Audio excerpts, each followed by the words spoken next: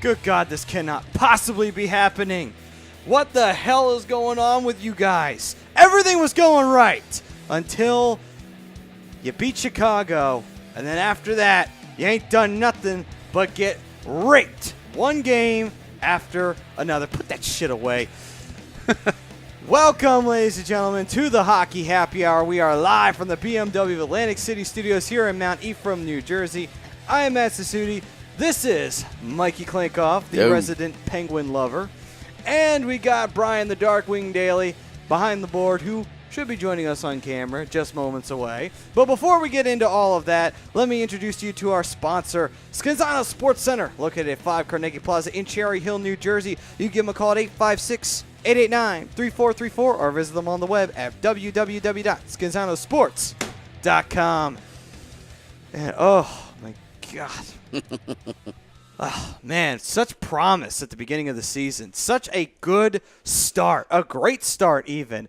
And my God, have the mighty fallen in just a month. In just one freaking month. And the Flyers have a losing record. They haven't seen a win since 3 weeks ago when they beat Chicago and Philly. And oh my Christ, like anything that could have gone wrong has absolutely 1,000% gone wrong for this team. I mean, are we in the Twilight Zone? Did we just take a step into an alternate timeline between months? Because if that's the case, then I want to go find my celebrity crush because she might actually be single in this timeline. You might have a chance I might actually have a chance at her this I like time the odds, around. Maddie. I like the odds. I'll go with that then. Jesus. I mean, seriously, is that what happened? Because all of a sudden, this Flyers team that was doing so well, had all the youth going for it, the vets were going in full force. Mm-hmm. It's now all gone to hell. What has happened? What the hell happened? Monumental collapse. That's what happened. Least. I mean, that's the best way to sum it up. I mean, listen, I'm a happy guy over here when I see the Flyers collapse. No shit. No shit you're happy. But hey. Good to see you, Brian. Who the Good hell to see are you. Brian, you know me.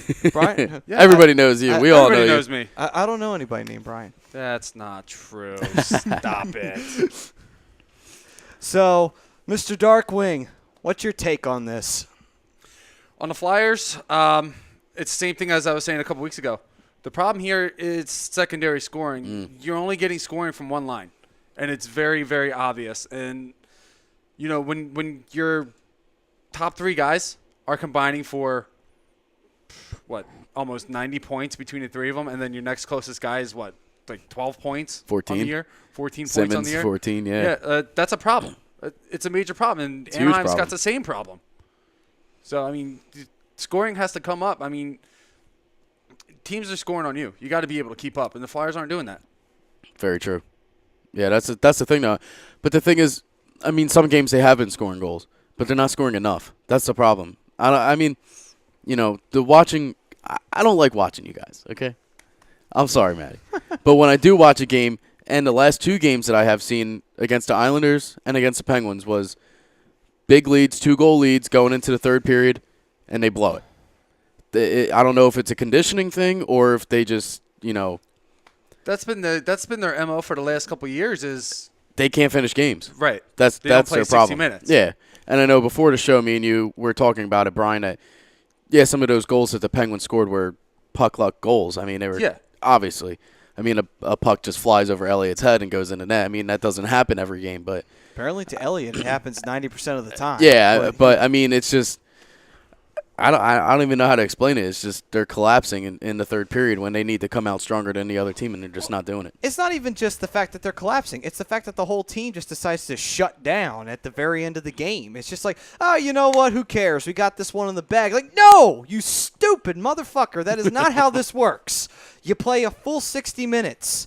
Remember what you were saying last year about the Flyers needing to play a full 60-minute hockey game? Yeah, they're still not doing it. They're still not doing it. You would think that after a year of not doing it, they would finally learn their lesson. No, they have not learned their lesson, and it's clearly obvious they haven't learned their lesson. I mean, this is a very young team, and there's going to be growing pains with this young team. But at some point, you got to make a move. Your offense isn't there. You got to make a move.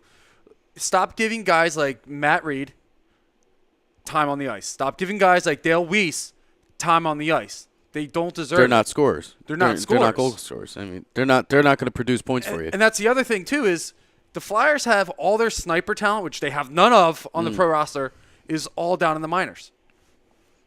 You got to do something. If it's bringing up guys or what, but changes need to be made for the Flyers if they're going to actually become a potential playoff team this year. Yeah, if they want to compete, they have to. Well, let's look at it also through this angle as well, and this kind of ties into the Twitter poll question. The Twitter poll question is should the Flyers get rid of Dave Haxtell? Should he be the guy who has to go? And the only reason that I brought that up in the Twitter poll question was because we have seen how teams have been quick to, judge the coach, but we've had him for a few years now. And we've seen what his system has done with the Flyers. And it had a great success in the first year where the team overachieved and made the playoffs. Second year, they were fighting, but they just couldn't get enough going at the end of the year to get back in. They had dug themselves too deep a hole. Now it's looking like we're seeing a same shit, different season from last year, where now we're digging ourselves another deep hole, and now we got to climb our way back out of it.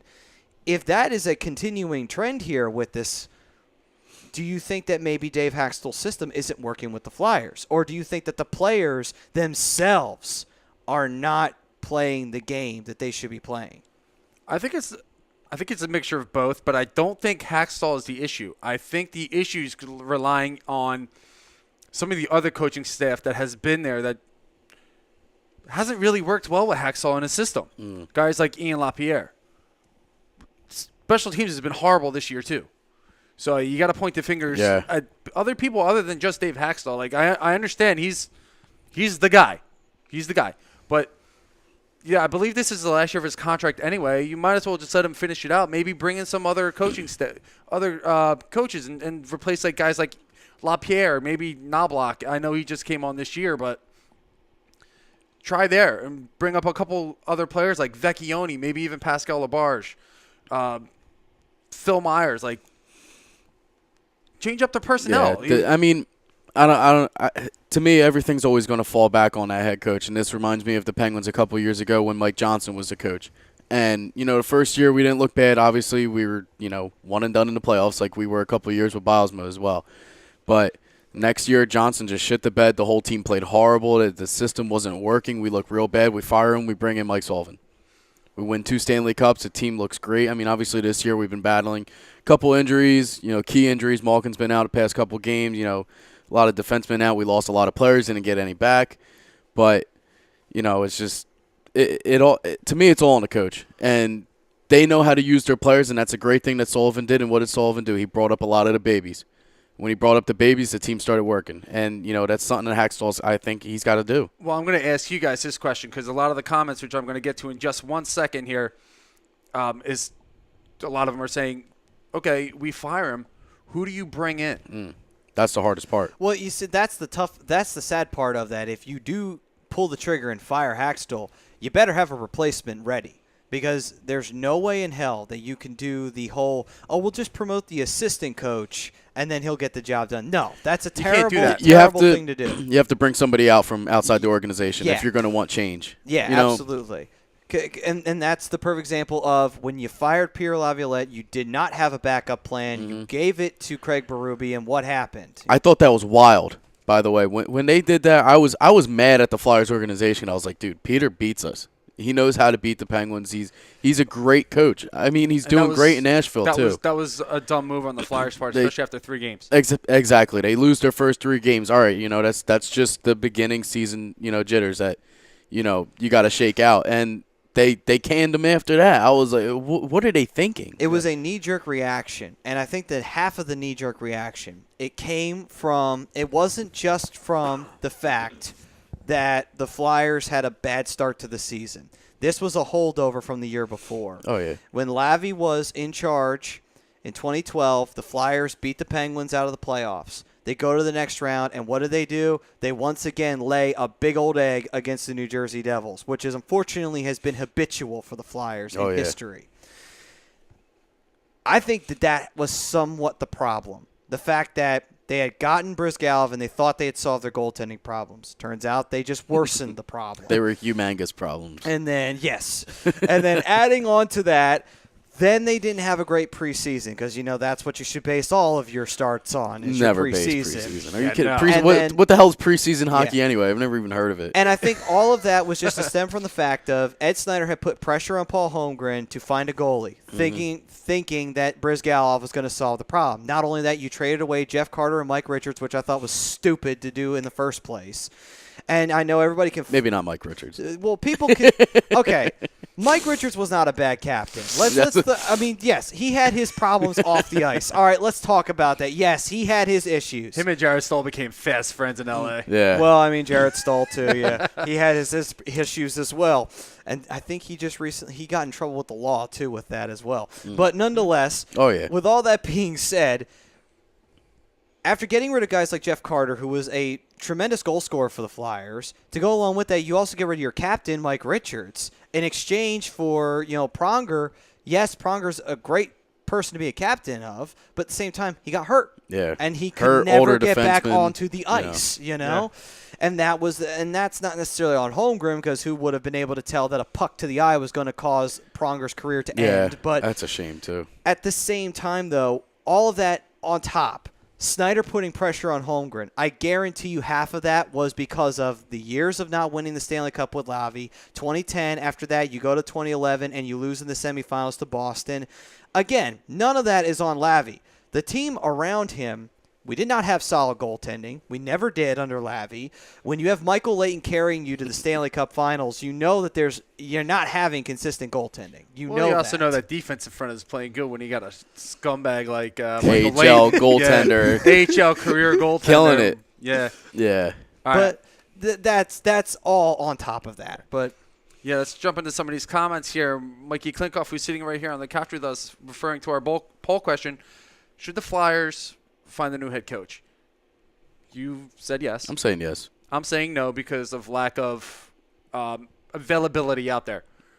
Which is totally understandable. If there definitely was a nice piece out there that they could, get, it's even more of a yes. I'm just saying yes in the fact that maybe they do need to make a change. Michael Mataraki chiming in saying yes, but who? Frank Vespi, to quote the one and only Daniel Bryan.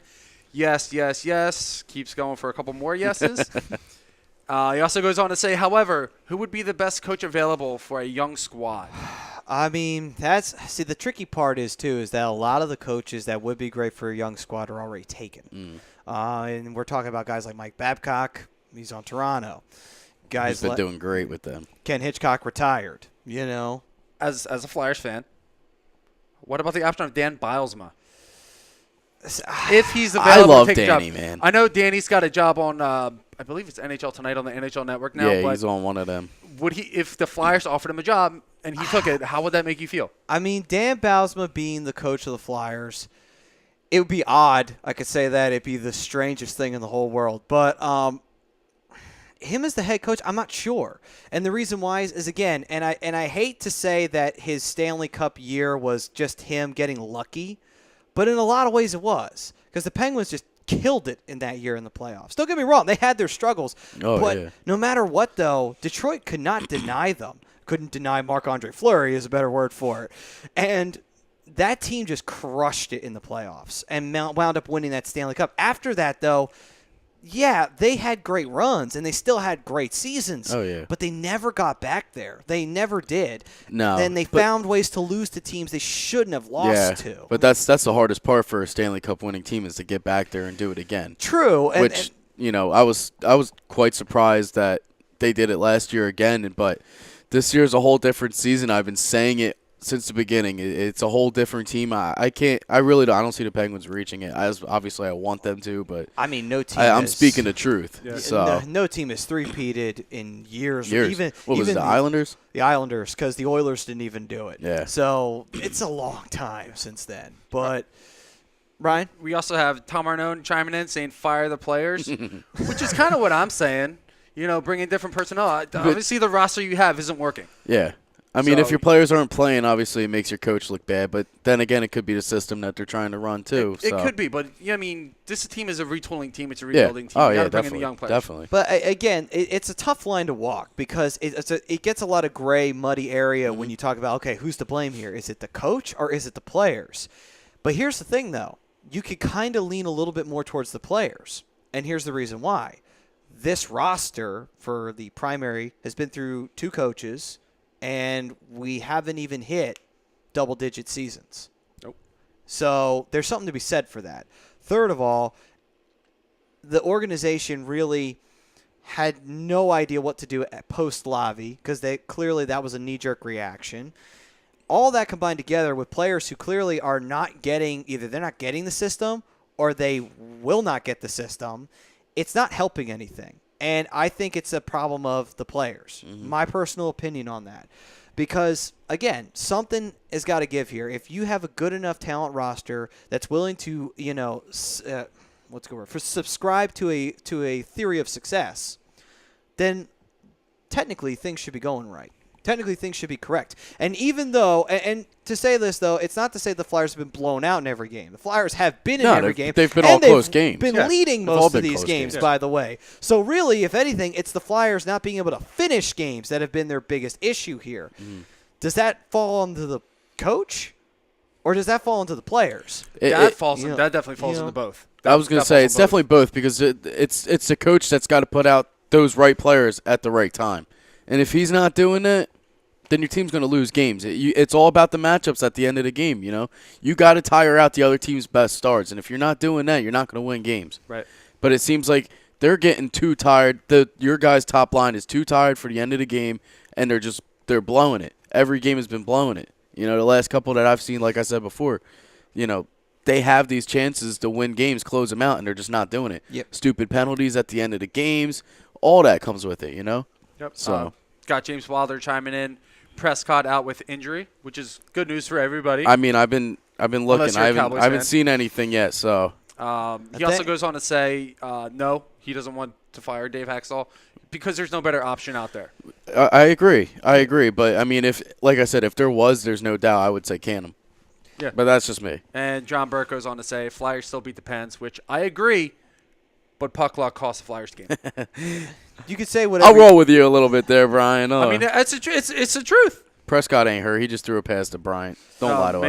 Maybe he got hurt. He just came Now, back. before we get back into that, your best buddy in the whole world chimed in, by the way. Dave, what's up, buddy? What's up, David Raska? I'm sure he wants to talk about that trade this morning. Well, big trade, too, funny that yeah. you mentioned that. Huge He trade. says, "What's up, boys? Adam Henrique to the Ducks." I'll take that any day. I like it. I like the move both ways. I think it benefits Absolutely. both teams. It absolutely does. 100%. It's a trade of one team surplus for another team surplus. Yeah. And it's a need. Devils need defense. Sammy Vatanen's there. He's a good defenseman. Great young, too. 26 years old, just signed a new contract. I believe he's in the second year of the contract. So he's got 2 years left to be a Devil. Adam Henrique is coming the other way. He's got 2 years left, including this year. So we have him for another year. Offensive help coming in. Yeah, defensive help is coming for the Devils. Exactly. And, I mean, the Devils have been playing lights out this year, which is weird. been a quite surprise, but I even tell my friend this, who's a Devils fan, I'm like, you know what?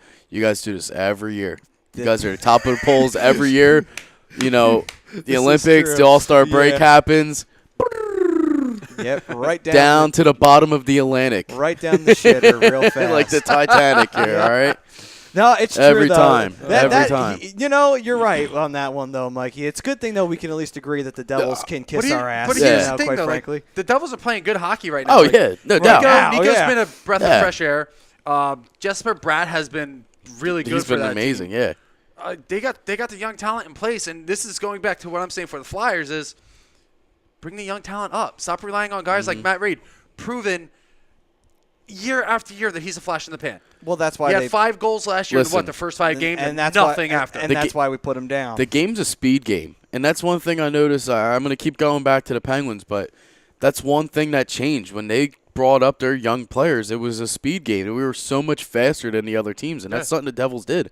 They're all young. Their average age on that team is young. Yeah. So, which is different, which is huge. But we're seeing compared that to now how with the long. Oilers too. You know, You got all those young pups that are finally brewing together, and they're experienced now. I may have been right about Cam Talbot, but we'll get to that in a minute. Go ahead and finish. No, that's really all I had to say. I'm just saying those teams, they're young and fast, and that's what you need to be in the league now. You can't be these old, we got defensive defensemen. There really isn't defensive defensemen anymore, and it's just no. You have to have a little bit of offensive flurry. Exactly. It's all speed. You can't have those slow guys on the ice anymore. And that's something that the Devils are doing, bringing in a guy like Sammy Vatanen to put with what's his name? Their other big defender, not Andy Green. They have Adam Larson. Not I lied. even, Larson's on the Oilers. That's who they traded away. That's who they got Taylor Hall for. Another defenseman. I'm blanking on it. It'll come to me in a minute. But they're bringing in young offensive defensemen that can shoot the puck on the blue line but still defend. And they're defending in front of Corey Schneider, and Corey Schneider's having a really good year. Oh, yeah. Yeah, and the thing is, we've always known that Corey Schneider is a great goaltender. Yeah. It's just that they never had those pieces in front of him. And when you get some solid defensemen there, he's going to look great. Well, I mean, right now though, like we said, right now, yeah.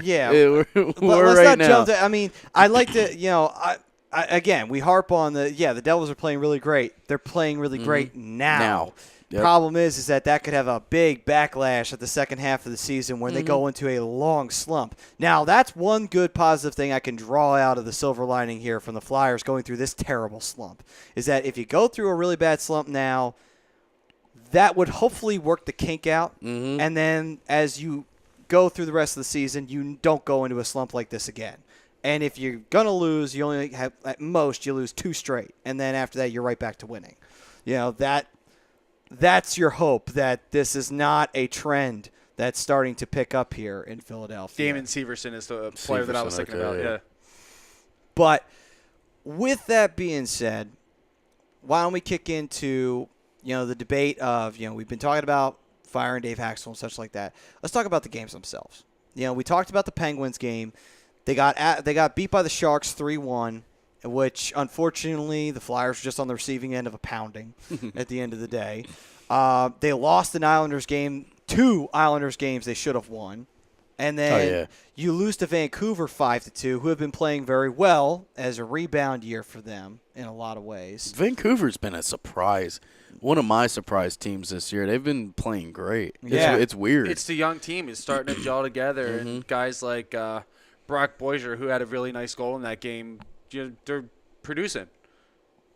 This is why I keep coming back to the Flyers and saying, bring up these young kids. These young kids are producing on other teams. Youth movement. Yeah.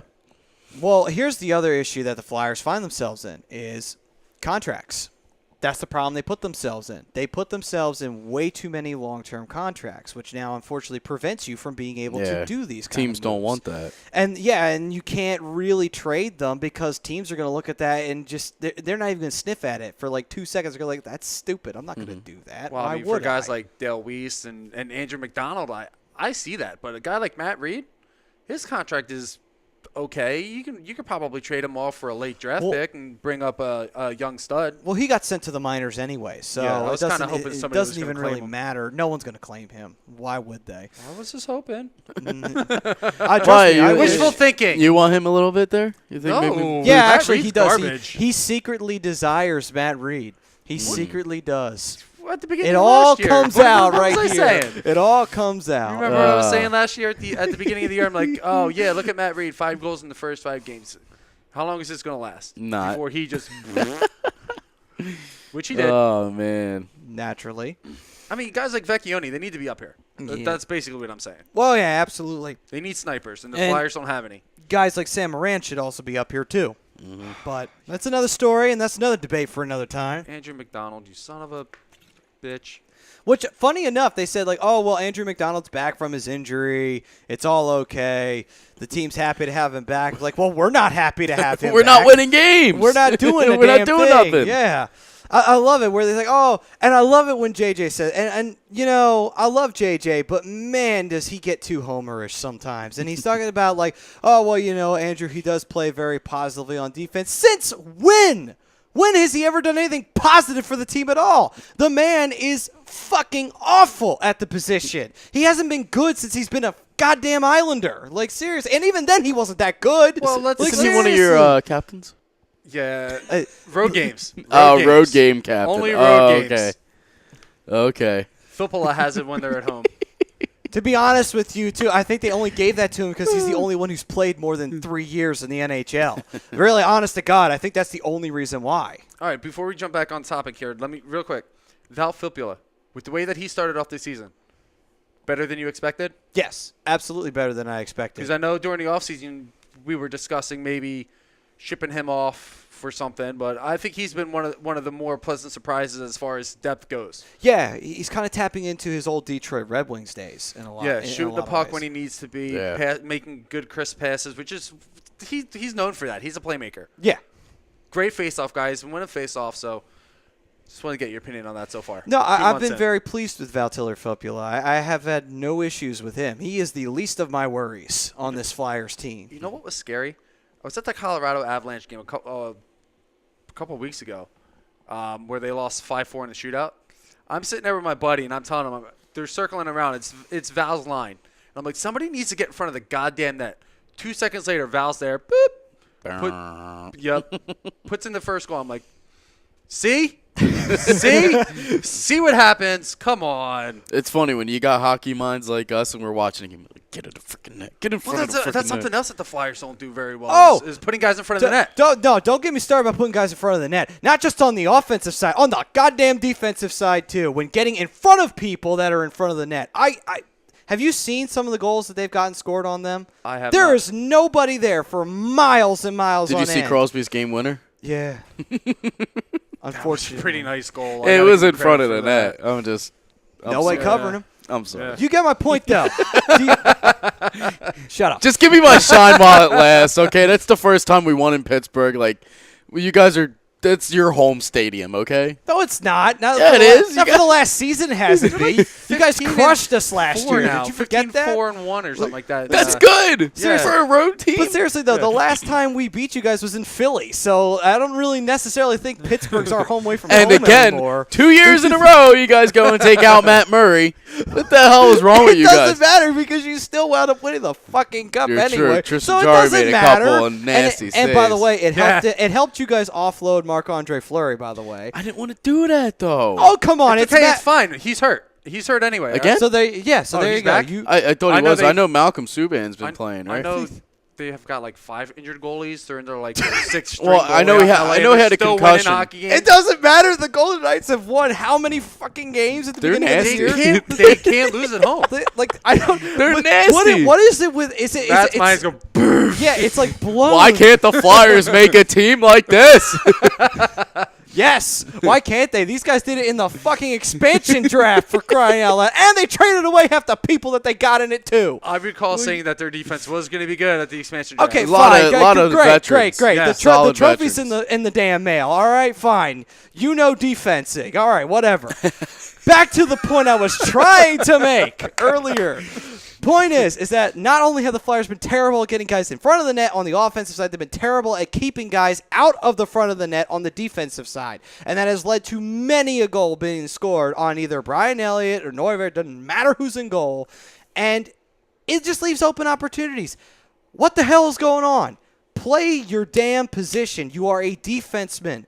You know what that means? That means making sure that the goalie doesn't have to play on his head the entire time of the game. By the way, Elliott, for all the things that Elliott can do right, I don't think he's going to be standing on his head every game. No. And we all know that Neuvirth's going to get hurt before the year's out because the stopwatch is still going. It hasn't hit yet, but we all know it's coming. At some point, Michael Neuvirth is going to go out. He's probably going to like sprain his thumb or something. He's going to be out for like 5 weeks. It pains me to say this because I can't stand this sumbitch, but Flyers miss Radko Gudas.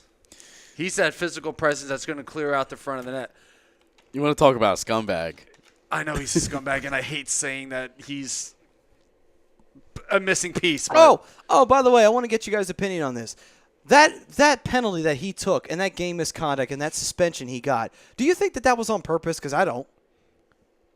I kind of do. I know how he I is. He's an kinda emotional. do. All right, He's an emotional player. He lets his emotions get I the got best that. of It's him. just I the got way that. that- But look at where the puck was, and look where he was trying to play. To me, it looked like he was just trying to get his stick down on the ice. To me, it looked like that, and he wasn't looking straight down at him. If he was looking straight down at him and he threw the stick down, okay, I could see that. It almost looked like an anger strike to me. I mean, yeah, because him and Perot were going. They at were it. going at it, and then he turned around and was just like this to the back of his neck. I mean, I get that, but I'm gonna rewatch the video. The reason why I say I think it was intentional was because of how it came down.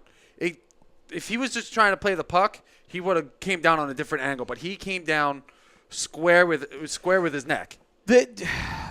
That's the thing, though. Do you think that he definitely got a flight as far as suspension goes. do you think that he knew where Peralt was? Do you think that he was like he was aiming like immediately for the neck? Oh yeah. I think he knew exactly where he was. See, I'm not putting it past him. That's the thing. I'm not putting it past Gudis to do something like this. See, But you see, he didn't have his. He wasn't looking two-hander right. too. I get Yeah, that. he's not looking at him, but that's the sixth sense that you got. I got that. But Yeah, I mean, I you don't just know. you know you're battling with a guy. You're battling, and you he's see him just go down. slower. You know he's there.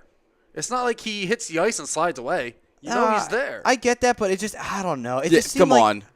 I mean, I don't know. It just kind of seemed like he was looking like he was trying to see, like he was trying to get his stick down, because I mean they were battling for the puck, and that could have gone out anyway. It's not like that. It wasn't not. And I'm not trying to say that Gudis isn't the kind of player to do something like that, because he is. He absolutely is. It just looks You brutal know? to me. All All right, right. Either way, though, his reputation did precede him, and therefore, to be on the safe side, the refs really had no choice. Yeah, in a lot of ways. So real quick, I got Daniel Backley chiming in on Facebook. Braden McNabb of defenseman for the Vegas Golden Knights got an extension. It says McNabb got an extension in Vegas for said reason. He keeps guys from scoring in front of the net. That's what you And gotta I do. got Mike Hughes chiming in, referring to our poll question: should Dave Haxall be fired? Mike Hughes says no. All right. Like I said, you could do it both ways. I mean, you could blame the players for them blowing games, but then again, you could put it on his It's a side for not double-edged playing. sword. It's a double-edged Exactly, sword. exactly. That's what it is right now. And real quick, we got a couple comments on the YouTube. One is from Mr. Rob Povia. Hey. How's it going, Robbie? What's up, Robbie? He's saying, "What's up, boys? Have a great show." Thank you, Rob. And Thanks. also David Raska chiming back in again, as always. And he says, Vadim from Vegas Golden Knights retires early. I know Derek Dorsett was forced to retire due to injury, which I was going to bring up later, but now seems like a good time. Being forced to retire due to I believe it was a neck injury. Something real specific, but I don't remember what it is. Doctor said that he needs to hang it up, and he's taking their word for it. And Yeah. he's retiring after 8 years, something like that. He's Sounds- retiring young. Sounds He's- just like a Derrick Rose injury in the NBA. My man, every year he's hurt. Every year, and he's taking leave right now from the Cavaliers for his injuries and rethinking his career, Yeah, thinking I mean- maybe he might need to retire now. Dorsett is officially retired. I mean, he wasn't a goal scorer, but he was on his way to have a career year so far this year. Yeah. And it's a shame that his career is ending this way. It's horrible, man. But, It's absolutely safety horrible. first. Hey, He's you have to worry about your body and the way you're going to function for the rest of your life. True. yeah. I mean, perfect example is you look at football players. It's how brutal. many of them walk away from the league and they've got multiple concussion symptoms that still haunt them to the very day they die, and they die Watch early. Concussion, a lot of man. times, Talk about a movie that shows the bad side of the NFL and what they try to hide. Watch that freaking movie, man. It's brutal. It's absolutely brutal. You hear all these guys taking their lives, and it's because they all have this CTE. Yeah, You know, and it's tough. scary. It's tough, man. It's scary. Now, one thing I want to bring up here, because I find these division standings to be kind of oddball. So I want to look into this. I want to show everybody what the picture would look like if the playoffs did start today. Here's what they would look like. In the Metropolitan Division, the top team is the Columbus Blue Jackets currently. They would be facing, I believe, depending on who has the most points here, between them and the Tampa Bay Lightning, who lead the gotta be Atlantic. Tampa. Tampa does. So Yeah. Tampa would face Washington, Columbus would face Pittsburgh. Now, you guys got that in the bag, so we're not worried. Yeah, you got that in the bag. Don't worry about that. Stop it. You swept them last time. You're good. No You're way. Good. Yeah. I won 5 games last year. All right, 5. But still, you pretty much was a Come sweep. on. That was not an easy Stop it. That was not an easy series at all. Oh, come on. Just because it went to overtime all the time doesn't mean anything. Come on. That is not an easy series. I'm There's just no joking. way. Relax. Stop. Calm down. Calm down. If I had to choose between the two that I would take, I would definitely take Columbus over Tampa Bay because they've been wrecking us, even though we beat them the last game, which I was surprised because they started Tristan Jari in net, and they got the W, a 5-2 victory over them. I was like, holy shit. Okay, if you face Tampa one more time, though, in the playoffs, would you consider them a rival? Just because you guys seem to face each other all the time in the playoffs. It just happens to happen. But it's got to be an Eastern Conference final thing. All right, yeah, because that's typically where we do meet with them. Yeah, true. And, I would say our main playoff rival has got to be the Capitals. It's like the Patriots and the Steelers, always meeting in the AFC Championship. Always. Which is, never the outcome for us because most of the games are in Foxborough and, TB12 does not lose in Foxborough. So. I like the matchup between Pittsburgh and Columbus better than Tampa. Tampa Bay is just showing why they are a top team. I think that would actually be 2 fun matchups to watch with Tampa Bay against Washington. Oh, yeah. Ooh. Yeah. That would be a fun playoff series to watch. Are you kidding me? That could actually be an upset, too. Washington could walk away with that. Let them beat the shit out of each other. And then once the Penguins get up there. No. Well, they're pretty much guaranteed if they face Washington anyway because it just happens. So, okay, and the Metropolitan 2 and 3 matchup would be the New York Islanders against the New Jersey Devils. By the way, that is weird. We're not talking losers bracket, right? We're talking. No, this is the division standings right now. This is second and third in the Metropolitan. The Islanders and the New Jersey freaking Devils, the most disgusting team on the face of the planet. I mean, yes, believe it or not, there's a team more disgusting than the Penguins, and that's the New Jersey Devils. That's fine. Yeah, I like Matt it. hates New Jersey more than he hates Pittsburgh. Only that's because, surprising. and here's the reason why. I hate Crosby, and that's the thing, though, but I can respect the Penguins. Because of the simple fact of they have a really good team. I can't respect the Devils for 2 major reasons. First, when they won the Stanley Cup the first time, it was bullshit. Secondly, every single time they came into the playoffs, they beat the Flyers. And that's the other reason why. At least for Pittsburgh's sake, the last time we faced you guys, we beat you in the playoffs. So I can live with that. We have a winning record against Pittsburgh in the playoffs. We don't have a winning record against New Jersey in the playoffs. So there you go. That all leads it out to it. By the way, Scott Stevens. It's like Buffalo. Yeah. You guys lose to Buffalo a lot. Well, yeah, we did. I always remember hearing that and be like, oh, shit, we're playing Buffalo. I'm like, yeah, it's an easy win. No, it's not. Should be. Not when you're for anybody else, it would be. Yeah. Okay, that changed though in 2011. But in 2011 we fixed that. We beat their asses in 7 games, so we fixed that. Listen, I don't have much room to talk this year. I don't have much room to talk because this year Anaheim gave Buffalo their first win. And you also still lost to Nashville in the Western Conference Finals. I'm pretty sure we lost to Buffalo. I'm pretty sure we lost to Buffalo this year too. So don't feel too bad. So okay, watch the Flyers go and beat them. You probably will. Yeah. You probably will. I mean, just because I hate Buffalo anyway. Buffalo can suck a dick. But anyway, that's a different story. They probably already do, but that's a different story. Real quick, got Rob Povia jumping from YouTube over to Facebook saying if they aren't wearing a Flyer sweater, they are a scumbag. Then what am I, Robbie? What am I? I think he's definitely going to give me an come S, back with scumbag. Give me a C, give me a U, give me an M, give me a B, give me an A, give me a G. What does that spell? Mikey. A penguin. But anyway. Wow, this is interesting. Rob goes on to say, I'm starting a waiver on Hackstall. Doesn't make the in-game adjustments necessary to win games. Okay, agreed. Fire him. But this is where it gets very interesting. Have Hexie as an interim coach and Dean Lombardi as co-GM. That sounds like too many moving pieces. Yeah, I mean, I don't know. See, that's the thing. Can you be a head coach and a GM at the same time? Well, no, it's possible. Work? It's possible. Chip Kelly. In hockey, it happened in New York. Phil Esposito. He did it because he fired the head coach of the New York Rangers right before the playoffs, by the way. And They wound up facing Pittsburgh in the first round. They got crushed by Pittsburgh because Sounds good. it was the dumbest thing they could have done. Here's the reason why Phil Esposito did it. Here's the reason why Phil Esposito did it, by the way, because the coach went against him 3 times, and apparently he was following the 3 strikes route rule for whatever reason, and he fired the head coach literally a day before the playoffs. Fuck the Rangers big time in that run. And wow, like that's just terrible. Like you do not do that before. I don't care what your rule is. That's terrible. But so let's see here. So we've got New Jersey and the Islanders. That's an odd series. Oh yeah. I would take actually the Devils in that series just because the Devils are just playing way too well. I mean, don't get me wrong, the Islanders are playing well too somehow, but I don't think the Islanders would beat the Devils because the Islanders can't even make toast properly, let alone winning a playoff series. And with that being said, then the second and third matchup in the Atlantic would be the Toronto Maple Leafs and the Boston Bruins. Some original 6 action. It would be. I love original 6 action. We love that. Oh, yeah. Got Toronto in that one.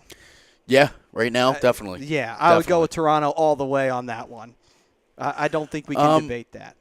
We could. I think Boston's the more experienced team overall. They are, but Toronto, I think. But let's look at coaches. Yeah, and not only that, too, look at what Toronto did last year to Washington. They almost sent that team packing. So That would have been nice.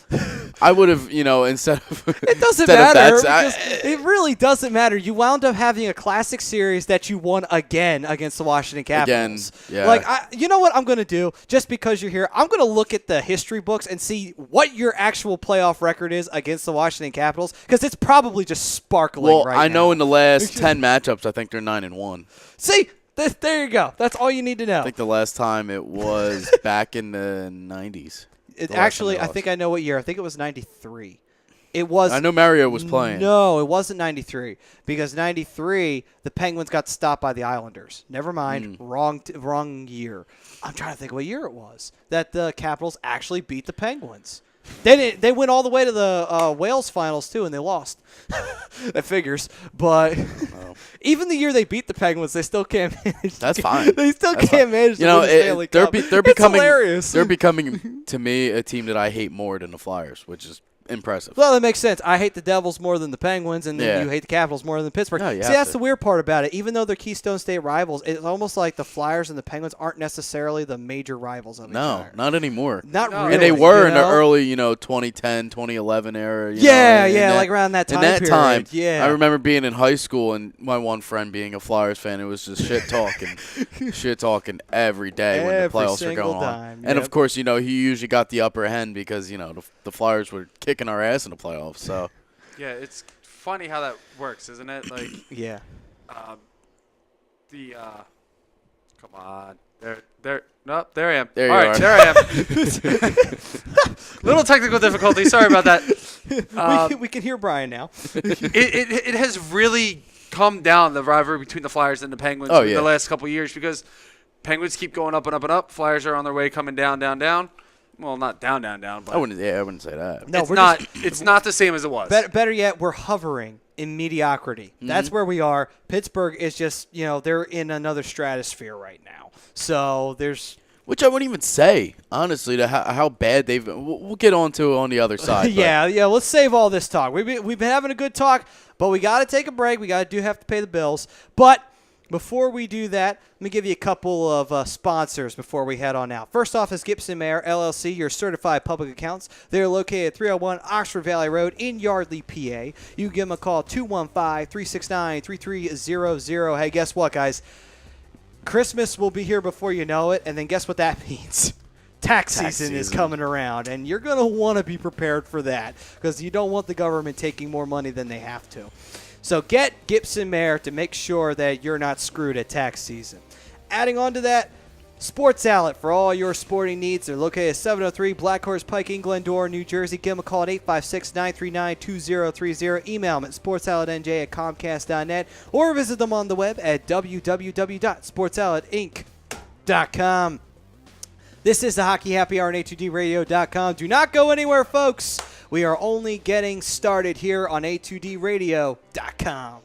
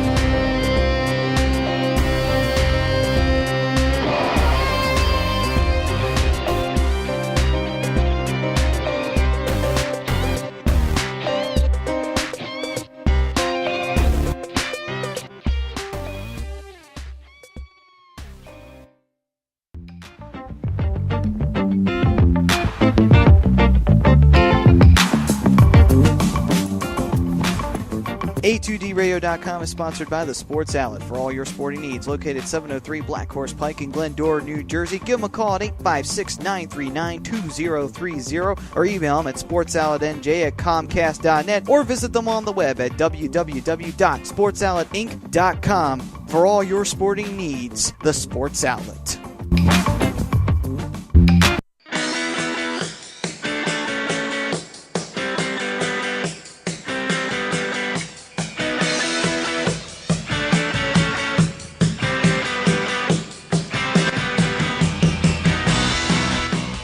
Hey, do you need to get your skills in shape? Then contact the Scanzano Sports Center, located at 5 Carnegie Plaza in Cherry Hill, New Jersey. You can give them a call at 856-889-3434 or visit them on the web at www.scanzanosports.com. John Scanzano offers individual, semi-private, and team training lessons in hitting, pitching, catching, outfield, along with turf rentals. The Scanzano Sports Center is equipped with a 31,000 square foot indoor facility, 4 batting cages, and a 4,000 square foot strengthening and conditioning room. So what are you waiting for? Contact the Scanzano Sports Center today.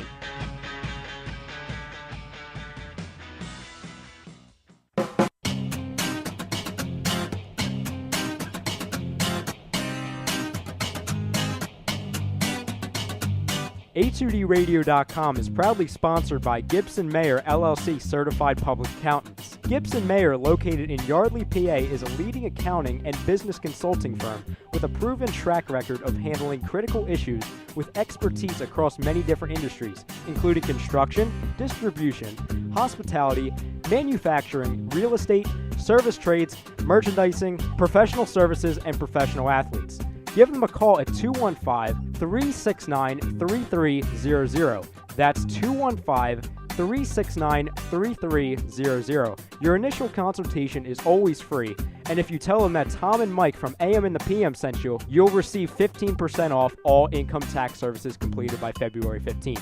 That's Gibson Mayer LLC Certified Public Accountants, 215-369-3300, or visit them on the web at www.gibsonmayer.com. That's gibsonmayer.com.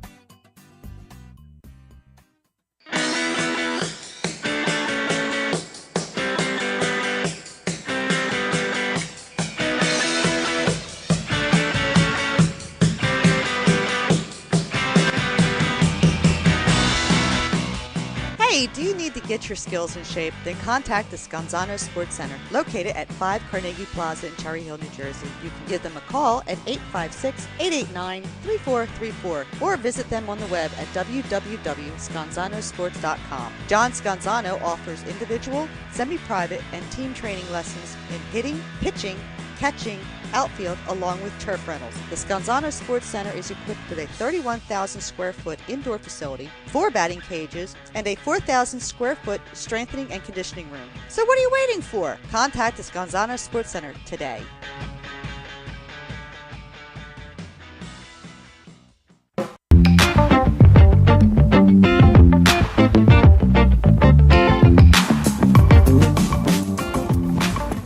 A2DRadio.com is sponsored by the Sports Outlet for all your sporting needs. Located 703 Black Horse Pike in Glendora, New Jersey. Give them a call at 856-939-2030 or email them at sportsoutletnj@comcast.net or visit them on the web at www.sportsoutletinc.com for all your sporting needs. The Sports Outlet.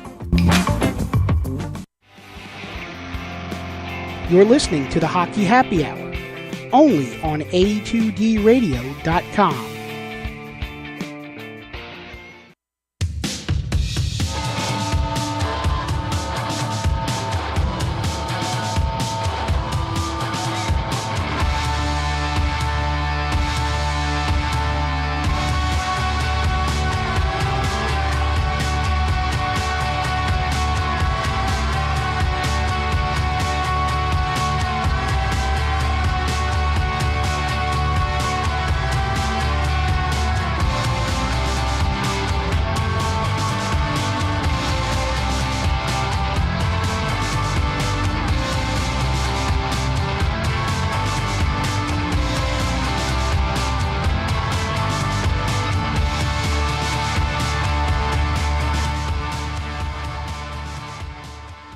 Holy shit, where's the Tylenol? Welcome back, ladies and gentlemen, to the Hockey Happy Hour. We are live from the BMW of Atlantic City Studios here in Mount Ephraim, New Jersey. And speaking of the BMW of Atlantic City, Hey, tomorrow's December. Right. But even so, it's a great movie. Oh, I love it. That is. Just after that rant, it just kills me. Kills me every time. I love it. Hallelujah. All right. Holy shit. Where's the Tylenol? Where's Tylenol? All right. Well, we are in the BMW Atlantic City Studios, and if you've ever wanted the ultimate driving experience, well, then you got to go to the BMW of Atlantic City. They are minutes off of exit 37 of the Parkway, located at 6037 Black Horse Pike in Egg Harbor Township, New Jersey. You can give them a call at 609-568-9200. They are online at www.bmwatlanticcity.com. I was gonna give you. I gave you that little bit I of do space. appreciate the space. Yeah, yes. I was like, I need a Matty slam. Yeah, he understands. Oh, He I know understands. it. I know it. Yeah, there's my finishing move for, I've seen you for enough. wrestling. Yeah. Yeah. There's my wrestling move if I ever join Matty Slam. Matty there we go. Slam. Just slaps you in the face with a paper. Yep. Yep. It'd be the greatest finishing move of all time. Be right up there with the Sweet Chin music and the Last Ride and all the great stuff. But anyway, so we were talking about these very oddball standings, and I would capitalize the word odd with what's been going on here. And we went through the East, and definitely some strange matchups. And now we're going to go to the West real fast here before we dive in. Just want to jump into Greg Malakovich's comment real quick on Facebook to the poll question. He says no to the new head coach. Okay, then. And keep them coming in, folks. Keep them coming in. And we got the Central Division to kick it off with, St. Louis leading the entire West. So St. Louis would battle against their old-time playoff rival, a team that they struggle to beat almost every single year, and that is the Chicago Blackhawks. And, I mean, do you think that would change? Or do you think Chicago would actually still find a way to win? Chicago versus who? St. Louis. The Blues. I think Chicago would pull it off. Again. I think. Yeah. Chicago's not a wild card team. They will not finish as a wild card No, team. they probably won't. We'll get to those surprising teams that you'll say next in the 2-3 matchup, so I'm not going to ruin that for the listeners. But Chicago's not going to play them. But if it were to happen right now, I would say the Blues. Couple months from now, I'm saying Chicago. Okay. I'm saying St. Louis right now, and I'm saying St. Louis down the road, too. St. Louis just has their number. St. Louis is, since acquiring Braden Shen has been phenomenal in St. Louis. Without a doubt. That line, Jaden Schwartz with Tarasenko and him, been lights out, bro. What was the one thing we said when the trade happened? He's not a even strength player. Mm-hmm. He just proved us wrong. Yeah. Dude, he killed it. I think the first game when they played the Penguins, I think he had 3 points in his first game. He had 2 goals and a helper. That's habitual, though, with the Flyers, with former Flyers. They go on to other teams and they do well. Like Luke Shen, the piece of shit that he was. I mean, if it makes you feel better, Joffrey Lupul didn't do so good since he left Philadelphia. That's one. I'm just trying to boost it a little bit. That's all. And Zach Ronaldo, too. Where's he? Oh, he was one of the best pieces on the Flyers. Are you kidding me? Yeah, right up there with Danny Carcillo. All right. Oh, Mikey, your addition to the show is going to be so much fun. It's okay. I love it. I'm just having fun. It's my first show with these guys in a long ass time. Yeah, Zach Ronaldo. You know what we should? We should do? We should actually make a list of players, and I don't know if you could do this, of the biggest pieces of shit that's ever worn our team's jersey. Dan Carcillo, he tops the list. Not for you. For me, he does. Well, no, because you're. Oh, for each of our respective teams. For the Ducks, I don't think you could fit. I don't know if you can do that. Does George Parros fall into that category? No, he was. He had an awesome mustache, though. No, he would drop the gloves, but he wasn't a dirty player. Barnaby. Yeah. Yeah. Okay. You. Could if I'm talking goon status here, I'm throwing him in. I'm throwing Georges Laraque in. George Laraque. Hey, I love George Laraque. He was another guy.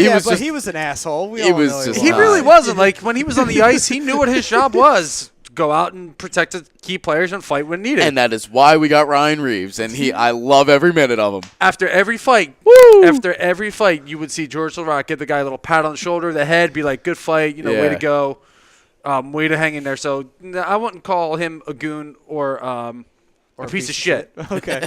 As far as the Ducks go, oh, my God. See, the problem is I don't even know if the Ducks have ever had a bad player on their entire team or in their existence. People say Corey Perry. I don't know, really, I to can be honest tell you a with guy on that was one. there for about a season and a half, Steve Downey. Steve Anaheim? Downey. In Pittsburgh. Oh, in Pittsburgh? In Yeah, Steve Pittsburgh. Downey Yeah, could go. Steve Downey is a piece of shit. I know that his time in Philly proved that pretty quickly. Yeah. I would that's another guy I would definitely throw in there for a short little stint there in Yeah, Pittsburgh. and Zach Ronaldo's definitely on the piece of shit list. Oh, for me. 100% for the whole league. Great Boston's question. list, Philly's list. Great question coming in from Tom Arnone on Facebook. When's the losing going to end? It's a great question to ask, and unfortunately, The next game. I'll call it now. Well, Who do they play? Boston? Yeah, they play Boston on Saturday. They'll But beat it's Boston. It's an afternoon game, though. We have not had good history with afternoon games, no matter who we face. We could be facing the worst team in the world, and we would still find a way to lose. It's okay. That game. Saturday, the Penguins play Buffalo, so I can guarantee we'll hand them their sixth win. So don't be ashamed here. I do want to say that the Flyers could potentially beat Boston on Saturday. I think they will. Well, I mean, that's the thing. Now, it is a rival, so you do play up to your rivals big time. Again, though, let's keep in mind, though, this team has found a way to lose when they've had that goddamn lead. They'll be on up 3-1 and they'll multiple All right, lose. well, here, let's say this to make you feel better. Sure, go right ahead. In the Pittsburgh game, they outplayed Pittsburgh most of the game. 100%. All right, fine. Can't even deny Couple it. bad bounces for Flyers. They lost the game. Okay, whatever. sure. You move on to San Jose. Mm-hmm. You come right out. Claude Giroux, boom, goal. His 11th of the year. Okay. And then you kind of collapse from there. But, I mean, Kinda. there's parts of this team that are starting to show signs that they're ready to come out of it. It's just finishing games. That's all it is. Finishing games, putting finishing touches on Take- pucks in front of the net, shots, whatever. Take half of those games and All right, add a hold- couple more points Hold to on. them. Let me bring They'd up be right in the- that mix right now. I'm gonna bring up. Let me bring up the schedule here, and I'll make my selection here of when I think the losing streak will come to a close. But before then, let me finish up this. So you have no hopes at all against Boston on Saturday. Not that I don't have any hopes. It's just that the way Boston has played, and they've played well, and the problem is that the Flyers have not played well. I mean, in the sense of they have just not been able to handle games properly. And Boston's a great team to take advantage of you when you are at your worst. But the thing is, though, what, three or four of their last games have been all overtime losses? They have been. And Except for, obviously, San Jose in their last game. But yeah, but and at the same time, though, it's again, Boston is a tricky team. They're that kind of team that you cannot put a single of, okay, we'll beat them. You really can't. No matter what time of the year it is, Boston finds a way to put the screws to you in the worst possible way, which is one of the major reasons why I hate Boston so much. Also, I cannot stand the little rat. Brad Marchand. Yes. Yeah. Brad Marchand, I hate him. Well, here's the I thing. There's hate nobody Brad me and my Marchand. dad hate watching more than him. Brad Marchand, I hate him And so much. I understand completely where Maddie's coming from this because their roster is a good combination of mostly veterans and really good rookies that are, or I shouldn't say rookies, young players like David Pasternak. Yeah. Like they do a really good job at controlling all that stuff. So I mean, they control the pace, and there's really no way to tell that you can beat them. And usually when Boston loses, they beat themselves. I mean, they are playing in Philly, but here's the thing, though. It's not a matter of will they beat Boston. They have to beat Boston. Mm-hmm. And I'm going to say that with the bold lettering in all caps, they have to beat Boston. And here's the reason why they have to. They go on a road trip to the West, and they have to play Calgary in Calgary. They have to play Edmonton in Edmonton. They have to play Vancouver in Vancouver. You have 3 straight Canadian teams, no easy games on this road trip at all. You have to win. You have to beat Boston. Because if you don't, you're looking at 4 more losses. You're tallying to the record. and they probably will be regulation losses minus the Boston one, which could be an OTL. 3-2. Okay. If you go out to the West with a loss, even if it's an overtime, you lose all 3 games out West. I hate to say that, and I hate to say it's all doom and gloom here, but honest to God, do you guys see them, if they lose to Boston, no matter what way they lose, do you see them walking away with a win in Calgary or a win in Edmonton? I sure as hell don't. With the way Edmonton's playing right now? No. Yeah. Yeah? You think so? Yeah. Absolutely. I've been saying this since last year. Cam Talbot's not that great. He's just got a good defense in front of him, and that defense has been showing early this year that maybe they were just a flash in the pan as well. But they could score. They can score, and the Flyers have shown they can score. Yeah. Well, They've kept up with Edmonton over the last couple of years. That's not the issue, though. The issue is can the Flyers play a consistent game? And that's what's been killing them. Because even though Edmonton may have their problems, Edmonton always finds a way to score. It's not a struggle of whether or not they're going to win because of bad defense. It's a matter of, is everybody scoring? Okay, they're going to win. It doesn't matter. Hold up one second. I wasn't laughing at you. I was laughing at Tom's comment here. He goes, love the dynamic, Flyers fan, Ducks fan, and Penguins fan. He goes, by the way, screw the Penguins, Mikey. Love you, Tommy. But, if oh, man, I hate Listen, it's going to be hard flying out to Canada, playing technically 4 straight, because when they come home, they play Toronto again. They play 4 straight Canadian teams, but it's a 3-game road trip. Yes. But here's the thing, though. If they lose to Boston, they're not winning any of those 3 games It's tough. out in the West. They It's are going not. to be tough. And then they got to face Toronto and Philly, and I don't care. You're in Philly, but you're facing Toronto. Screw the fucking Penguins. Tom's about to roll on in and shank Mikey right here. I just read your comment. I was like, Yeah, literally. You just got a hoodie up, too. You literally just see it on camera. It's like, who the hell's this guy? Yeah, just rolling on. just running through the studio I mean, like it's nothing, right? She's like, they're going to ruin the show. They're an hour in. Oh, but all love here. And we got – so if they lose to Boston, their next win – it's 2 weeks from now. They're going to have to beat Buffalo. That's the toughest one. That's the toughest one. No.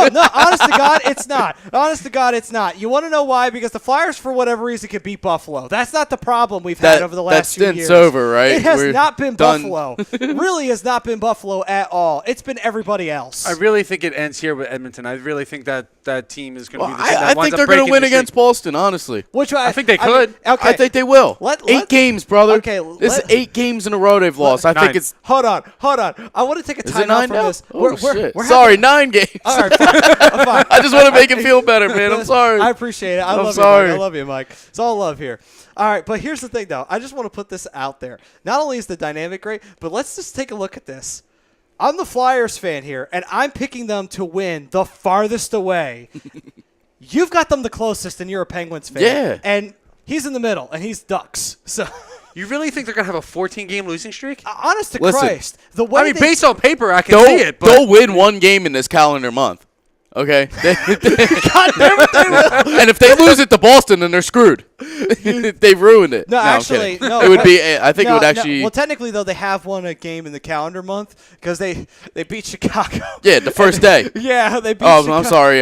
They beat or Chicago. St. Louis Blues. Second week. Oh, I'm looking. Okay. That's actually You their have to. hold on, though. That's actually their only win in the month of November, by the way, because No, against St. Louis. oh, okay, that's their only 2 wins. They've only got 2 wins in the month of November. Wow, that's terrible. Like, that is just awful. Because they won't have a win now because they're playing Boston on December 2nd. So, wow. Chalk that up as probably one of the worst Novembers in Flyers history. That is just awful. But, I mean, personally, I'd rather see them go through this shit now than later. yeah, of course. But I mean, it's points you're It's when losing you out want on. it. Yeah. You know, if you're gonna have your losing streak, Okay. come hot at So- the end of the year. You know. Yeah. all right, so we got a comment coming in from a Christopher Prell on the YouTube. He says, "Go Flames! Flames will win the cup. Screw the Stars." Okay, hold on. I gotta ask, why do you hate the Dallas Stars? I want to know. Yeah, we that. gotta know. Why do you hate the Dallas Stars? Because I forget that the Dallas Stars exist half the time. Like, honest to God, I do. I would have said something like, screw the Ducks or screw the Kings. You know, good team. Like, seriously. Yeah, Maybe Edmonton, the actual rivals. Like the team that you should another hate the most, a fellow Canadian team, not the almost one of the most southern teams in the league in Dallas, where their ice is barely ice. Functioning. Yeah. Hey, listen, I'm not hating on the guy for liking the Flames. The Flames are one of those up-and-coming teams. Great players like Sean Monahan and Johnny Gaudreau, Jersey represent. We all hate the Stars. But yeah, Tom. He goes, we all hate the Stars. Yes, we do. He's talking Dallas Stars here. He's talking Dallas Cowboys. Yeah. I know what he's talking about. But okay, It all intertwines Anything. together. I mean, he does have a Patriots icon, so maybe he is talking about that. Screw the Kings and the Ducks. Okay, he's gonna say the Kings. Screw the Kings and the Ducks too. Okay, so there you go. He just hates the West. That's what it is. Son of a. No, I'm just kidding. I'm just going to go with he hates the West. All right, I don't blame him. I hate the West too. And then there's good teams in there. He throws out the emoji with the tongue sticking out. So okay, it's all lovely banter here. All right, so with that being love you said, chiming in there, Chris. absolutely keep it coming in, man. Keep it coming in. But I gotta ask though, honest to God, do you really hate the Stars? I want to know. Like I want to know. What did the Stars do to you? I want to know. Yeah, I just please, if you want to, because I can tell you, I hate the Red Wings a little bit because I put a dent in my shed because of them. Well, okay, but you have a reason to hate the Red Wings because of 2008. So I mean, there's a reason for that. But by the way, though, that's not a rivalry until the Red Wings and the Penguins consistently meet, though, in the playoffs. Yeah, which won't happen 2 straight years in the Stanley Cup Finals doesn't count. Like, I'm still mad saying. that they're an Eastern Conference team now. Yeah, it still bothers me. Drew Rogers is chiming in on Facebook Live to a comment that Rob made earlier about making Hextall the interim head coach. For those of you who are just joining us, Drew Rogers goes, not necessarily disagreeing with you, but what makes you think Hextall would be a good coach? See, here's the thing, though. I don't even know if you playing that game would be a good thing. I don't think so at all. Yeah. So I mean, I'm not for that idea. I think it's going to turn on into bigger trouble than it's actually worth. Unless you have a head coach ready to go, Hextall needs to be this guy. I'm with now, you. Like I said, I'm going to keep repeating it. Yes, I think the answer is yes. Obviously, they need to find the right piece first. But once they do, and if they can, I like what you brought up about Danny Boy because I like Danny Boy. But, if they could get a nice coach in there, I would say can him. Former Duck, Dan Bylsma. Just saying. Yes. Gotta have some love for him, too. Stanley Cup champion on. Dan Bylsma. Wasn't he... hold on. Wasn't he like? Hold on. Wasn't Danny Bylsma like a fourth liner for the Ducks? Probably. Most coaches are. Most coaches are no more than all the good coaches in the league, any league. Lavi never. They're shitty players. Lavi never Most even of them played are. in the NHL. He played in Providence his entire career for the AHL, so he never made it into the Boston Bruins organization. Point exactly. Some of the more players that don't make it well in the NHL wind up being the better coaches. Yep. Now, okay. Here's David Roska chimes in again. Who are the Ducks get next for the trade? Who are the Ducks going to get for the next trade? Nobody yet. We need to see what happens with Rico, and then we need to get healthy. That's the big thing. We need to get healthy. And then we have our answer from Mr. Christopher Prell. He says, he also says, also burn the Pens jacket. Thank you. Second of all,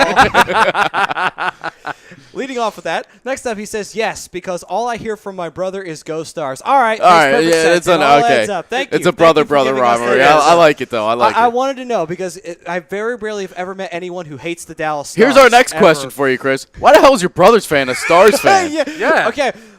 Please tell me. You don't have to give us an address or nothing. Do you live in New Jersey or do you live in another state? And we want to know because this will entail whether or not it's a fraudish love. Yeah, we want to know.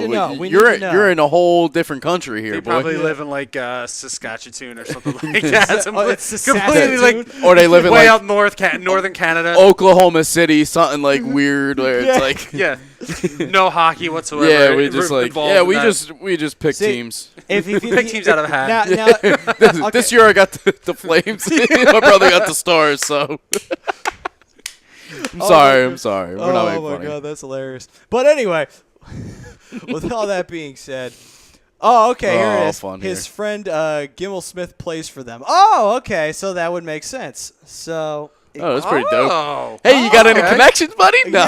Yeah. All right, so it makes That's sense. all right. This girl All I right. work with, she's really good friends with the Gaudreau family. Ooh. Yeah. Is she a Flames fan? No, she's Flyers. Hey, there you go. Okay. Hey, Chris is going to be happy about that. Yeah. Yeah, there Hear you that? go. Hey, we could trade some info. No, I'm kidding. Hey, I mean, we're always looking for special guests on We here. always are. We always Just are. throwing that out there, Absolutely, Chris. Absolutely. Got a comment here. James Wilder, he goes, what's the beef with North Canada? There is no beef. We're just No, beef. no, there's We're no just having beef with fun. Canada. Oh, come on. It's banter. It's banter for the folks. I got nothing but love for Northern Canada, to be honest with you. I always like Canada. I like the snow.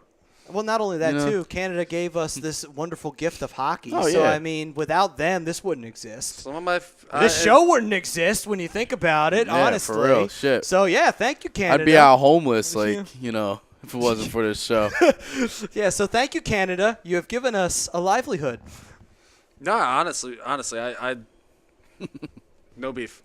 No, not at all. I just thought it'd be funny if it was just some random area that this. I guy love Chris my is from. Canadians. Yeah. But let's be honest, though. Who could have beef with Canada? Honest to God, like, as a country, no one could ever have beef with Go Canada.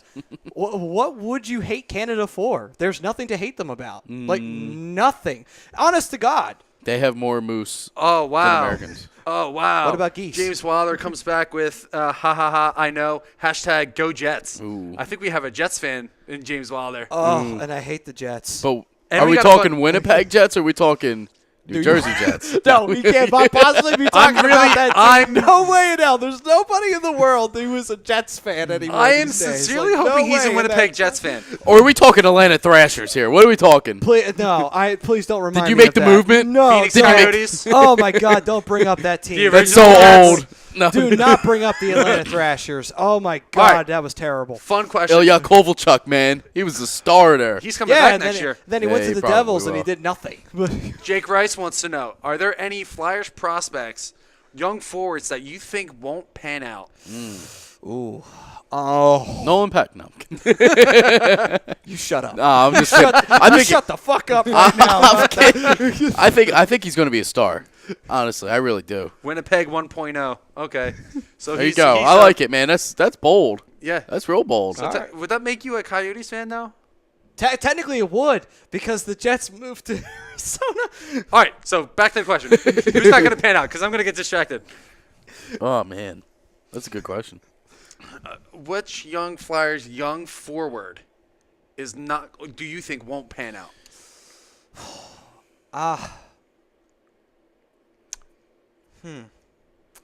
You know, I know he's down in the minors right now, but if I was a betting man, Vecchione.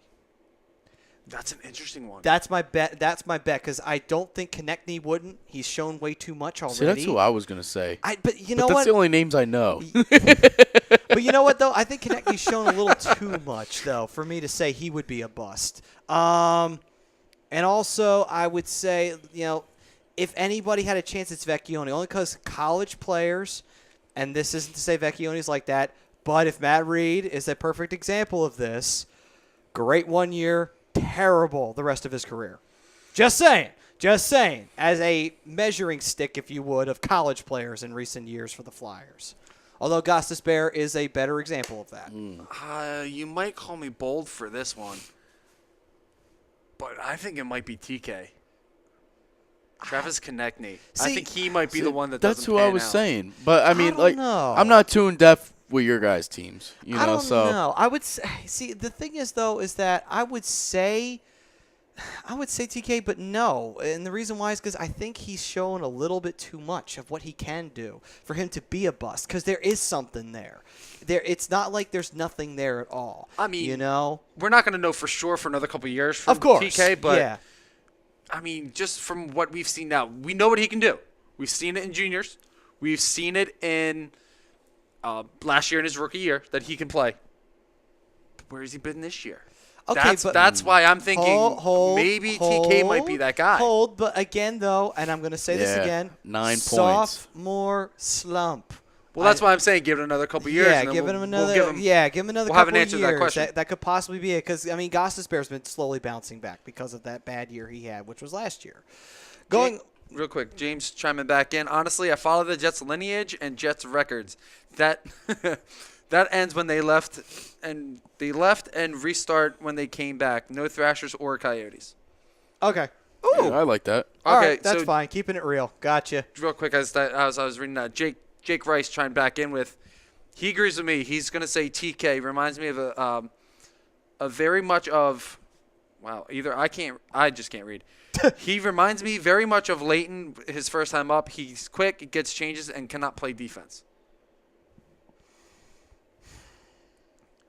I mean, Gets chances. Sorry, not changes. Like I said, I can't read. We're all that way. we all have problems. It's my disability too. The print is so small. Or maybe you're just dyslexic. I keep saying that I am, and nobody wants to believe me. I say it out of I'm fun. just throwing it out there as a possibility. I I don't know. if I'm fun or serious about it. I don't anyway. believe you, though, but I'm just suggesting it. All right, so before we get back into that, Christopher once again chiming in. He says, it's all about the inner league. You can't read either. No, because he's writing in slang. Give me a break. It's all about the inner league in Canada. Bench clears each night. There's videos on YouTube with them. Bench clears. Was that the leagues that I've been seeing? Like, every once in a while. Is that the ones that the players just punch the refs in the face and just like Yeah, like, it's crazy. I've seen some of those videos. I wish that they Refs still had fighting that. players. I really still wish they had that in the NHL. I mean, honestly, because that'd be just so much fun to watch. Just So- two teams beating the living shit out of each other. That's hilarious. Every once in a while, you'll see it. Calgary and Detroit had it one earlier this year. Which is kind of weird when you think about all it. I know is Ryan Reeves had 3 fights in one game, so Makes sense. it makes sense. There's something to be proud of. All love right. it. So with that, any more comments? None that I have. All right. Cool. So where were we? Oh, that's right. West. Yeah, that's right. The West. Los Angeles against Dallas. Blah blah blah. All right. So here's where it gets interesting. We have Winnipeg versus Nashville. Oh, and by the way, to comment on the Jets lineage, it was a bullshit that the Jets ever left in the first place, by the way. The Jets should never have left Agreed. Winnipeg and should have never gone to Phoenix because Phoenix has shown how not to be listen, an NHL you don't franchise. put a hockey team in a desert. I mean, okay, Vegas well, right now is unfortunately, working. Vegas is proving that theory wrong. But listen, so- you got to think though. How many people live in Vegas, go to Vegas? It's a city that everybody's at. Yeah. People, you're gonna have fans. You're gonna have loud fans. And there's more people. What the hell's in Phoenix? Nothing. Nothing. You Nothing don't at watch all? hockey in Phoenix. There's like one city. But you go to Vegas, you got the Strip where everybody is. That's what I'm saying. And then you're bringing in people. You're not bringing people into Phoenix. And then you have a Arizona. suburb city on one side of the Strip, and you have a suburb city on the other Yep. side of the Strip. From what I hear, are very nice towns. And James Wilder totally agrees with you, going, amen. Jets never should have left. And I agree. And thank you for Timu Solani, by the way. Yeah, we know you love Timu. I love Timu, and I love his buddy Paul. Thought he was a great player as well, man. Yeah, he was. All right, One of the so best. back into this. Speaking of the Winnipeg Jets, if the playoffs started today, would face the Nashville Predators, the runners-up to last year's Stanley Cup. You have no reason to hate them. Don't give me that shit. No. You beat No, them. it's just a You have- shitty series. No, I'm just saying for the Jets because I feel bad for my man now. Oh, okay. I was gonna say I thought you were No, getting angry because of the. I It's like you disagree. have no reason to hate them. I think they could beat Nashville. You Nashville's, think? Oh, yeah. Nashville. Really? They're a different team. I mean, no they're- doubt. They're hot right now, going into tonight's game with a 6-game winning streak, which I should probably check that score to see if that's still going. But Yeah, we actually should I give think a scoring update. Winnipeg is Winnipeg's been good. Winnipeg has. Yeah, no I doubt. like the team that they have. I'm honestly surprised to see that Winnipeg's doing this good. I mean, here's the thing, though. Winnipeg have been trying to get themselves better over Yeah. the years, and they have been getting good draft picks. And the biggest issue that they had was inconsistency in goaltending and inconsistency in defense that have been crushing their hopes of ever doing anything for the long term. James chiming in with love regarding the Timu comment. Same Thomas Arnaud coming in saying, I loved him too, Bry. And James actually thinks that Winnipeg would lose to Nashville. Interesting. So I think they would too. Honestly, I think right now, I'm looking at experience at this point. If playoffs were to start right now, Nashville I'm looking at lost. experience. Nashville lost by a final score of 5-3 to the Vancouver Canucks tonight, snapping their Dude, 6-game win streak. Vancouver, man. The Wild finally. Oh, look at that! The Wild finally won a game. Well, okay, they're beating the 12-10 Vegas- and 3 though. Well, beating the Vegas Golden Knights 4-2, the 15-8-1 Vegas Golden Knights. How the hell? Like, what the hell, man? Canadians beat the Red Wings by a final score of 6-3. Kings beat the Capitals by a final score of 5-2. That's bittersweet. I love it. Maple Leafs beat the Edmonton Oilers are beating the Edmonton Oilers at the end of the second period 4-3. Man, that's a game you should probably watch. folks. Chris, your Flames are winning against the Arizona Coyotes 1-0 at the start of the third period. That is not too hard to do, though. And halfway through the third period, the Chicago Blackhawks and the Dallas Stars are tied at 3. Wow. Okay. Okay, interesting. The two wildcard teams. But anyway, and now the final series would be the Vegas Golden Knights, speaking of them, and the San Jose Sharks. With the Vegas Golden Knights having home ice advantage, okay, the Golden Knights. 9-2 at home. I'm taking Golden, baby. Yeah, Golden Knights win that all day, every day against the San Jose Sharks. Sorry, Sharks, you're not winning that one. So who did you guys have in the Winnipeg series? I had Nashville? I would have Nashville. I would go Nashville, and here's the reason why. Goaltending. Okay. And don't get me wrong. Has it been great? No, but I think Pecorine would outlast Steve Mason.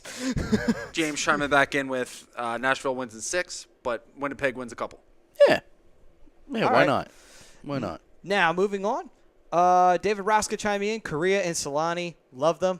No real surprise right there from the Ducks fan. Look at this guy. That's my youth right there, man. Those are the two guys that's the reason why I love hockey so much. I think Brian has to feel like he's just getting this warm, giant hug from David Roska, even though he's not here, but it's in spirit. You know? I do. Hey, man, you know, It's growing nice up, to have another fan. growing up early 2000s, me I feel got to better. watch Colby Armstrong. Oh, Colby Armstrong. I remember him. What an That was asshole. What an asshole he was. That was our greatness right there. Oh, my God. Colby Armstrong. What a piece of shit. What a piece of shit Colby Armstrong was. Wow, Oh my okay. God. Next thing he's Wow. going to drop Eric Christensen's name later. Yeah. Yo, stop. I remember. I remember playing with him in the games. Oh, my God. Oh my God! You know it was bad when Eric the Penguins. Christensen. When the I haven't Penguins, heard that name in there, a There was an while. era where the Penguins' best player was Marc-Andre Fleury. Oh, no So, doubt. you know- Yeah. Oh my God! Oh man, that was a bad team. Mark, Whew. man. That was a bad team. I mean, actually, probably even worse than that New York Rangers team was, and that's saying a lot from the early 2000s Dude, when the Penguins Rangers sucked sucked. ass. Oh my God! Penguins were brutal. Whew. Wow. Yet that team managed to pull off an unbelievable run when they made the playoffs, and they still managed to beat the Washington Capitals when they were the first overall seed, and the Penguins were 8th. I still don't know how the fuck they did that. It's because they're the Penguins and they were the Capitals. However, everything got corrected when the Flyers beat them in the following series. But anyway, sorry, I had to do that. Anyway. Little jabs. Yeah, you got to give me like, hey. Yep, right there. I got to do it because, unfortunately, the damn team now can't do it for me. Jesus. Little Doug Piffer's little smack, Yeah, smack. But, oh, man. So, with that is just to put into emphasis, the weirdest standings currently right now. Very. It's like Bizarro World. It is. It is. I mean, not too bizarro because Buffalo's dead last in the East and Arizona's dead last in the West. So it does have some semblance of order. here. Go back down to the West again. Arizona should be there. Anaheim should not be down there. That's a big surprise for Edmonton, me. yeah, Edmonton. being Oh my second God, to like last. they're second to last. I didn't realize they were that bad. Now you They're know not what? bad. Well, Now no, I'm saying no, the Flyers, no. if they lose to Boston, No. Time. That's not a bad record. See, it's 10, 13, and 2 with 22 points. But the West is so close. Yeah. Because 5 Minnesota- points separates them from in and out. All right, so. the West sucks all equally. No, that's not There's true. the Ducks. That's not true There's at all. the No, Ducks. there's really only one team that Where are truly they? sucks in the West. Fourth to last. There's Fourth to really, last. but hold on, there's They're only like really 10, one. But they 11. have like the same record as the Penguins. But there's only one team that truly does suck in the West, and that is the Arizona Oh, Coyotes, who are without a 6 doubt. and 17-4 currently on the season. No, Without that's a a doubt. feel-good story. They got 6 wins, and that makes and me the feel worst good. team in the East currently being Buffalo, who are 6-15-4. Oh man! So at least there's some semblance of order here. The shitty teams are where they belong, so we're good. So it does have some order to it. Whoa. Well, Colorado's doing pretty good. Yeah, but Colorado was kind of. I mean, they got rid of the doucher. Dusher only has 2 goals since going over to Ottawa. That's fine. I don't know why. And I called him Ottawa's Dusher, like but third away from That's last what place, me and my too, friend, we by the always called way. him the doucher. Ottawa hasn't even cracked double-digit wins either. So, I mean, they're pretty much having the same kind of year the Flyers are. They were kind of a lock to I would go have back thought- to the Eastern Conference Finals. I mean, the thing about it, Dry throat. their current record is 8-9-6. They're having the same kind of year the Flyers are having. They can't even buy a freaking win right now. Like, that's it's crazy. pretty bad for them. What's the Penguins' goal difference? Oh, -16. We're moving up, baby. It's all those blowout losses. Okay, this is kind of weird, though, but the -8 for the Flyers compared to the -16 for the Penguins. What the hell is Think that about it. shit? Pull up Anaheim's. Let's see how bad that is. I bet you it's not worse than the Penguins. Anaheim's is currently -7, so you're one above the Flyers. So you're not. Oh that wow, bad. it's not as bad as I thought. Listen. It's because think about it. The Penguins lost 3 games by okay. the 10-1 to Chicago. I believe it was 7-1 against Tampa Bay, and there was another game. I'm pretty sure they got blown out. I forget by who, but it was it was like a 5-1 game. You know what? I think it was another time. How many times did we play Tampa Bay? I don't. I'm just trying to think. I think we might have played Tampa Bay So already basically, 3 times. your thought process is when you make the playoffs, avoid Tampa at all costs. Yes, that's the team in the East right now that I would be worried about as a Penguins fan, as a Penguins nation. Watch out for Tampa Bay. I think Tampa Bay is the best team in the East. And Tampa Bay might be the best team in the league right now. And Right if now? all right, so let's do this real fast. Brian, if your team, well, they're going to make the playoffs most likely, but what team do you want them to avoid the most? Nashville? Calgary. No, I'm not worried about Calgary. Off the top of my head, in the West, Chicago, St. Louis, one of those two. Okay. And as for the Flyers, if we wind up making it the New Jersey Devils, avoid them like the plague. Don't go anywhere near them. They're like the Grinch. Don't touch them with a whatever the 16 and a half foot pole. There we go. That's Something like that. 16.5 foot. I like it. I think that's how the song goes. Something like that. All I know is between the choice of the New Jersey Devils and the Philadelphia Flyers and the CC Crocodile, I'm actually looking more towards the CC Crocodile at this point in time. We're so festive on this show. We are. It's great. It's wonderful. So, with this festiveness continuing, how much time we got left? 1? All Yep. right. So, any closing comments, gentlemen, on Mikey's inaugural debut here as a more permanent fixture here on the Hockey I love Happy it. Yeah, Hour? man. This is great. We have a great dynamic A here. lot of fun today. We have Yeah. a Keystone State rivalry right here. We've got somebody all the way out on the West Coast who's geographically confused and because he lives in Jersey, but still, it's okay. Real quick, my closing comments is I want to thank everybody for commenting in tonight. Let's make it a usual thing. You guys help make this show better. You help create the 100%. conversations. Keep it coming, guys. Next week, Same look time. forward Same to time, same doing it place. again. Absolutely, guys. You know where to find us. We will be here at 9:30 on Thursday evening here on a2dradio.com. If you want to find us, you can find us on Facebook. You can find us on YouTube as well as a2dradio.com. Please keep it coming, guys. We love it. With that being said, it's time for us to send this one on home. And we got one more sponsor to let everybody know about, and that is Liberty Event Rentals. They're located at 2154 East Cambridge Street in Philadelphia, PA. Give them a call, 267-314-7368, or visit them on the web at www.libertyeventrentals.com. Tables, Should've moved chairs, my tents, phone over. linens, anything for your Christmas needs, because it's almost here, folks. This has been the Hockey Happy Hour for Mikey Klinkoff, Matt Sasuti, Brian the Darkwing Daily. We will see you all next Thursday at 9:30 on a2dradio.com. Woo!